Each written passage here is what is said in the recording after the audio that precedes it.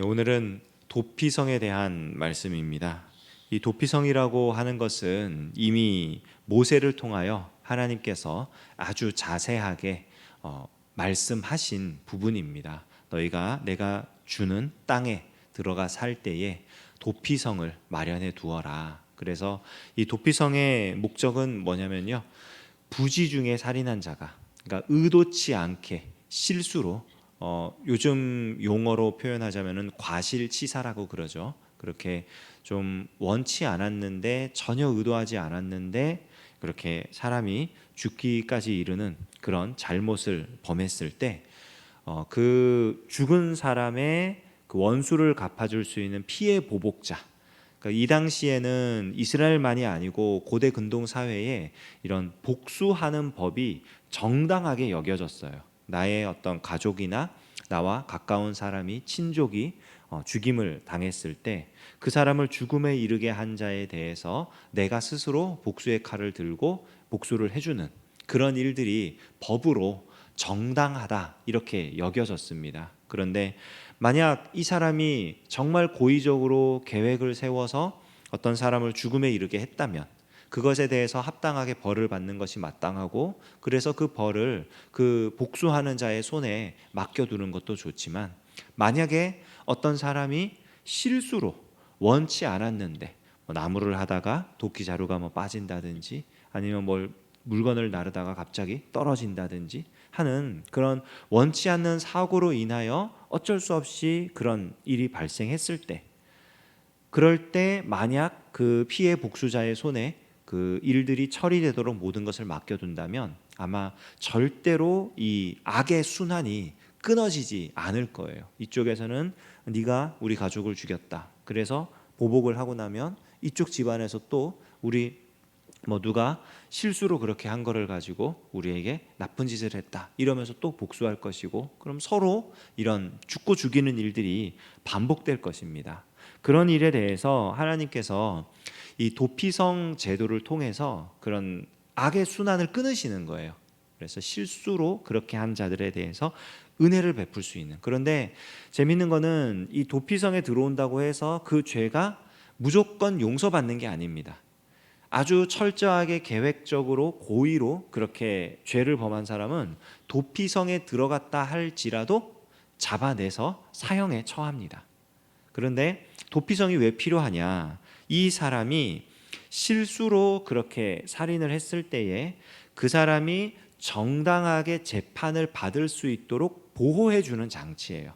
그 성읍의 제사장이 죽기까지 그 성에 머물러 있다가 이제 나오든지, 아니면은 거기서 정당한 그런 모든 그 증거를 모으고, 그리고 사건의 개요를 정리를 해가지고 이 사람이 정말 실수로 그렇게 한 건지 아니면은 아주 계획적인 범죄였는지 이거를 확실하게 드러내 보일 수 있도록, 누군가가 복수의 눈이 멀어서 잘잘못을 따지기 전에 성급하게 다른 사람의 목숨을 빼앗지 않도록 이 도피성을 세우는 겁니다.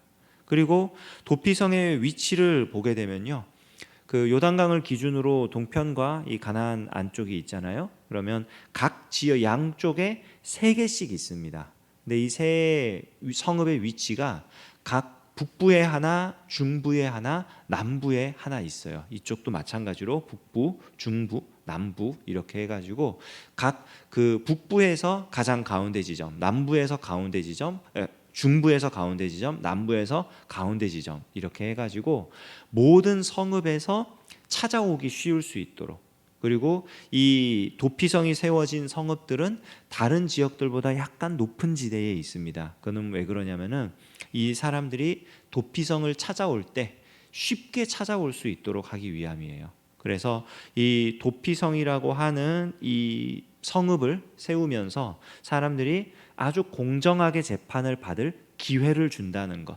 그리고 모든 사람들이 이 도피성을 향하여 쉽게 접근할 수 있도록 배려했다는 것, 그리고 마지막으로 이 도피성을 통해서 이런 공의가 실현됨과 동시에 이 사람이 이 공의가 실현되기까지 보호받는 거잖아요. 그런 어떤 사랑과 은혜를 경험하는, 그래서 사랑과 공의가 동시에 이루어지는 현장이 도피성입니다. 그래서 이 도피성 제도 자체가 사실 우리에게 그 예수님의 모습을 알려주는 그러한 모습으로서 제시가 되는데요. 이 도피성에 대한 이야기를 통해서, 이런 모양을 통해서 이것을 우리 개인의 삶에, 우리 그리스도인의 삶에 어떻게 적용할 것인가, 가장 먼저 생각해 볼 수 있는 것은, 이 도피성 제도가 세워질 때는 이스라엘이 이미 가나안 땅에 들어간 이후라는 사실입니다. 그러니까 내가 예수님을 믿었어요. 그리고 어떤 구원의 은혜를 경험했어요. 나는 거듭났어요. 그렇다고 해서 나의 삶이 죄가 없는 완전 무결한 삶이 될 수 없어요. 이스라엘 백성이 분명히 하나님의 은혜로 애굽에서 나왔고 광야 생활을 거쳤고 그리고 가나안 땅에 들어갔지만, 그 가나안 땅에 들어가 사는 이스라엘 백성들 안에 여전히 죄와 악이 존재합니다. 그리고 심지어는 이렇게 실수로 어떤 안 좋은 일이 일어나는 그런 상황도 발생합니다. 우리가 생각하는 나쁜 일, 우리가 생각하는 원치 않는 일, 이런 일들이 이미 구원받고 기업을 분배받은 이스라엘 백성의 사회 안에서 일어날 수 있다는 거예요. 우리들의 삶도 마찬가지입니다. 내가 예수님을 믿었고 내가 구원받아서 주님의 몸된 교회의 일원이 되었고, 그렇다고 해서 나의 삶이 이제부터 완전히 죄로부터 자유해서 아무런 문제 없이 살아가게 된다? 절대 그렇지 않습니다. 우리가 이 땅에 살아가는 동안 우리는 여러 가지 문제에 직면하게 될 것이고, 우리 자신이 그런 문제를 만들어내는 사람이 될 수도 있고요, 아니면 억울하게 그런 일을 겪는 사람이 될 수도 있습니다. 여러 가지 인생의 우여곡절이 존재하고 있고요, 그것이 우리의 삶입니다. 그것을 잊으면 안 돼요. 예수님 믿었다고 해서, 우리가 구원받았다고 해서 이 땅에 살아가는 순간에 겪는 여러 가지 안 좋은 일들이 모두 해결되는 것은 아닙니다. 여기까지 얘기했을 때 그러면은 예수님 믿는 거나 믿지 않는 거나 무슨 차이가 있는가?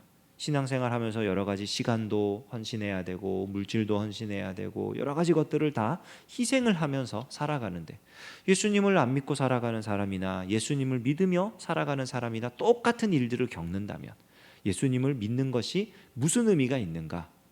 우리가 이 도피성을 통해서 두 번째로 생각할 부분이 그거예요. 이런 인생의 우여곡절을 겪을 때 하나님께서 우리에게 은혜를 베푸시는 현장이 있다는 겁니다.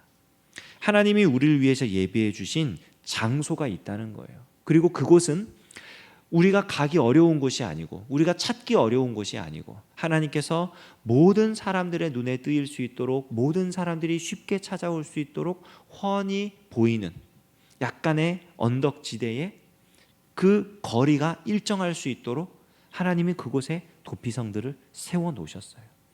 우리도 마찬가지로 우리가 찾아가고 기대고 의지할 우리의 예수님이 계십니다. 우리가 신앙생활을 하면서 겪는 여러 가지 삶의 우여곡절들을 예수님 앞에 가지고 나가는 것이 사실은 도피성으로 들어가는 거예요. 그렇게 우리가 예수님 앞에 우리의 문제들을 가지고 갈 때, 사람이 도피성 안으로 들어가면 거기에 그 도피성 안에 들어간 사람은 일단은 피해 보복자의 그 손으로부터 보호를 받고, 그리고 공정한 재판을 통해서 잘잘못이 완전히 따질 수 있을 때까지 보호받는다는 이 사실을 기억할 때, 우리가 예수님 앞으로 나가서 우리의 실수와 우리의 잘못과 그리고 우리의 억울한 상황들을 내려놓을 때 예수님께서 우리를 보호해 주신다는 사실을 짐작할 수 있습니다. 그리고 실제로 우리가 그렇게 예수님께 우리의 것들을 내려놓을 때 예수님 우리를 보호해 주실 것이고, 하나님 나라가 이 땅에 임해서 완전한 공의가, 완전한 사랑이 실현될 때까지 우리는 그 주님의 은혜의 날개 아래에 거하게 될 것입니다. 이게 도피성을 실제로 경험하는 모습입니다. 그리고 이것은요, 참 놀라운 게 뭐냐면, 마지막으로 읽었던 9절 말씀에 이는 곧 이스라엘 모든 자손과 그들 중에 거류하는 거류민을 위하여 선정된 성읍들이다, 이렇게 기록되어 있습니다. 그러니까 이스라엘 백성과 그들과 함께 살아가는 그 사람들을 위한 성읍이다. 그 안에 거하는 이 거류민들은 이방인들이거든요. 뭐 그들이 종으로 사는 사람들이든 아니면은 내가 원래 이방인이었는데 할례를 받고 유대인이 되기로 한 사람들이든 간에 원래 이스라엘 백성이 아닌데 지금 이스라엘과 함께 살고 있는 그 사람들이에요. 근데 그들에게도 이 도피성의 은혜는 동일하게 적용된다는 것입니다. 그러니까 내가 예수님을 믿고 예수님 앞에 나왔어요. 그래서 은혜를 경험합니다. 근데 예수님께서 베푸시는 은혜는요, 우리의 주변에 있는 여러 사람들에게 동일하게 베풀어질 수 있다는 사실입니다.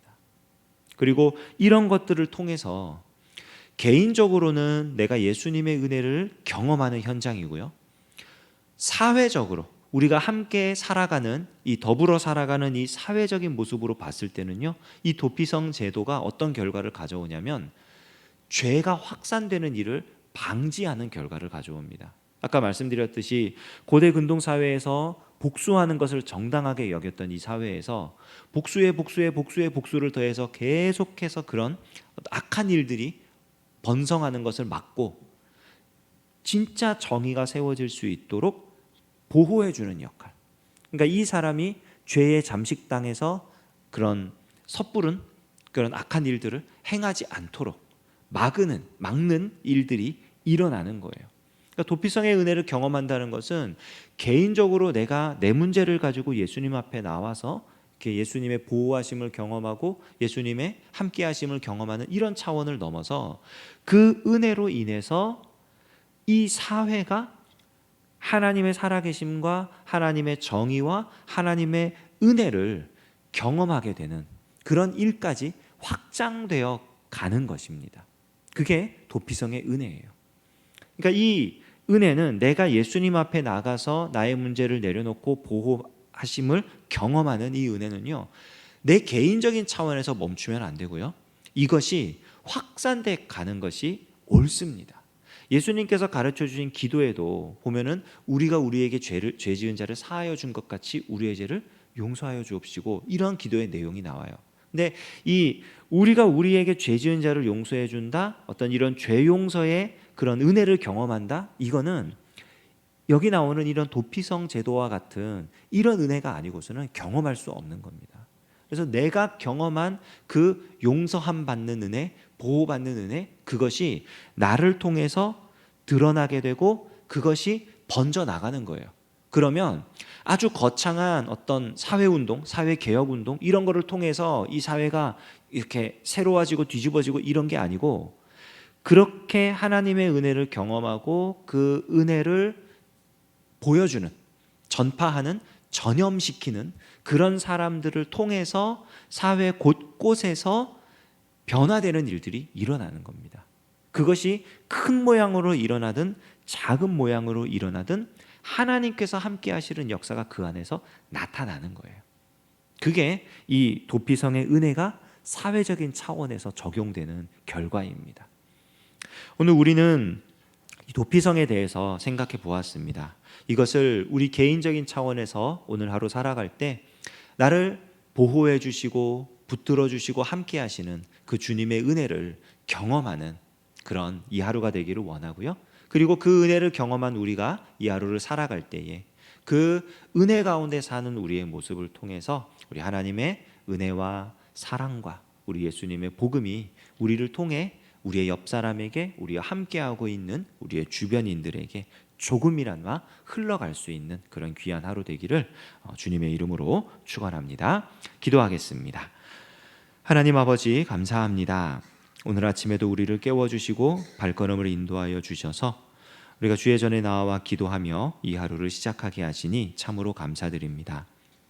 하나님께서 각 지파에게 기업을 주시고 그리고 그 안에서 일어날지도 모르는 악한 일, 좋지 않은 일을 예방하고 또 더 나은 삶을 살아갈 수 있도록 하기 위하여 도피성 제도를 마련하셨음을 우리가 이 아침에 함께 말씀을 통해 나누었습니다.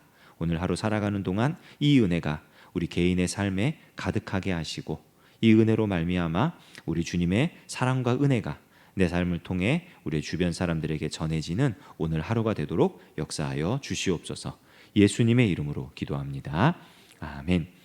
우리 주님 예수 그리스도의 은혜와 하나님 아버지의 사랑하심과 성령의 교통 역사하심이 우리의 도피성 되시는 예수님의 은혜 가운데 살아가는 이 하루 살기를 소원하는 우리 주님의 백성들 가운데에 이제로부터 영원까지 함께 하시기를 간절히 축원하옵나이다. 아멘.